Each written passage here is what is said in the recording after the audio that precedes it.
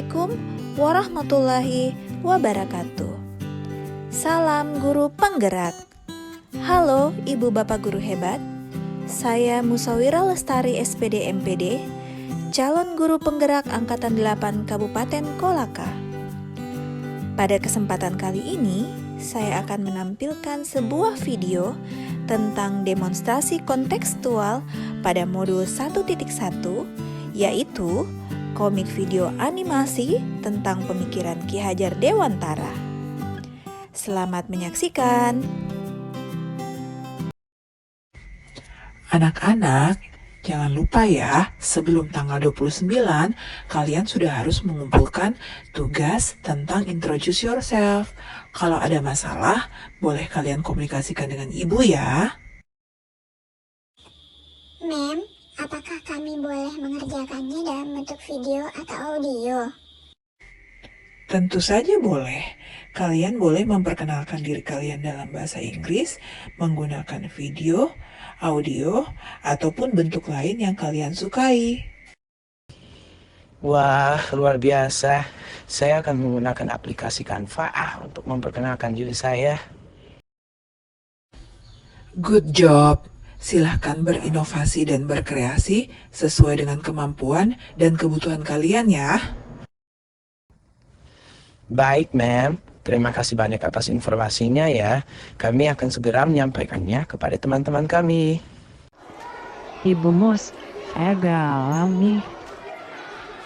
Walah, Ibu Rini, masih pagi sudah galau.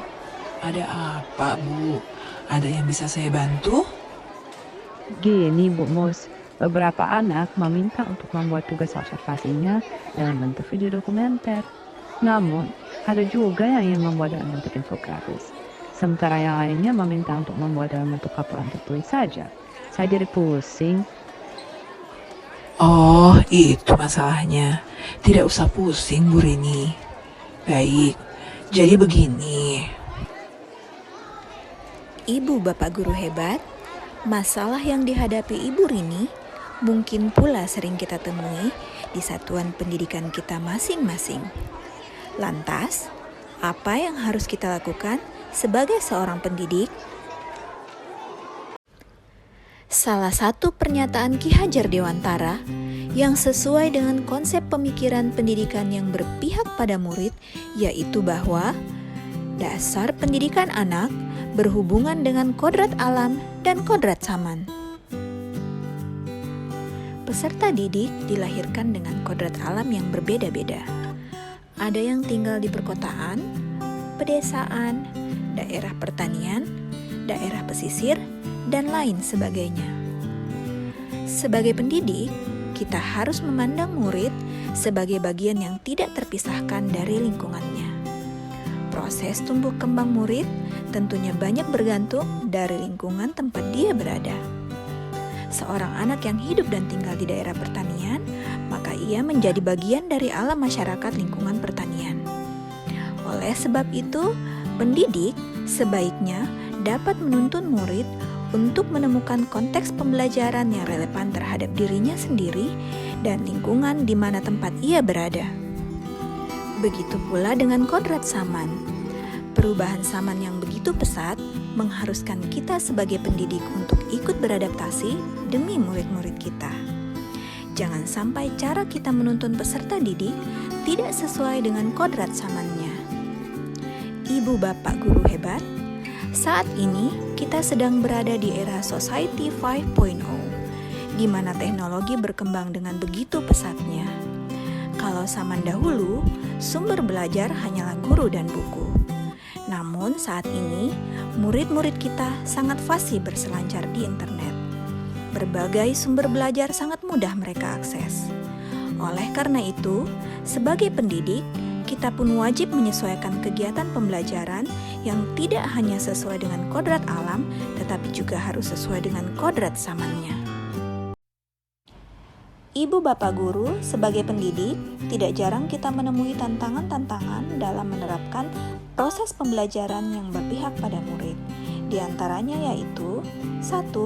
Kelas menjadi tidak menyenangkan karena siswa merasa bosan dengan metode mengajar yang tidak variatif.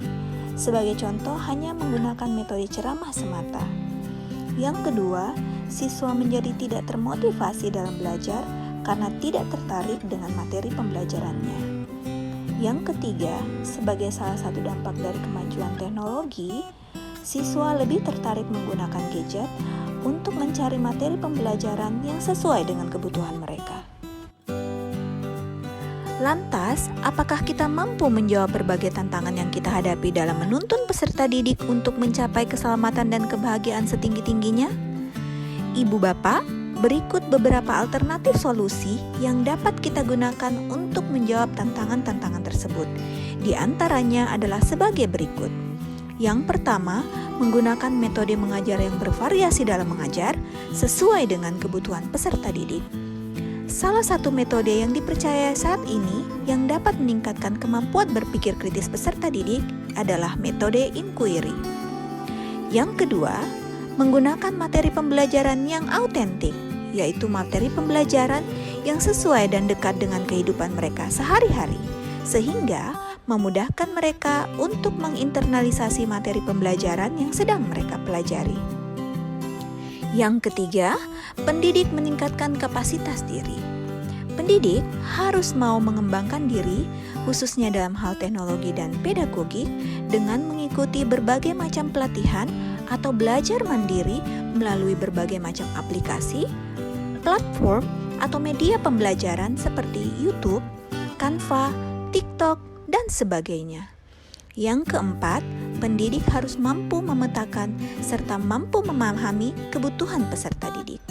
Hal ini perlu dilakukan agar dapat menyajikan pembelajaran yang bermakna kepada peserta didik. Jadi begitu Bu Rini, saya pun telah memberi kemerdekaan kepada murid saya untuk berkreasi sesuai dengan kemampuan dan kebutuhan mereka. Iya Bu Mus, saya jadi paham sekarang. Terima kasih banyak ya Bu Mus.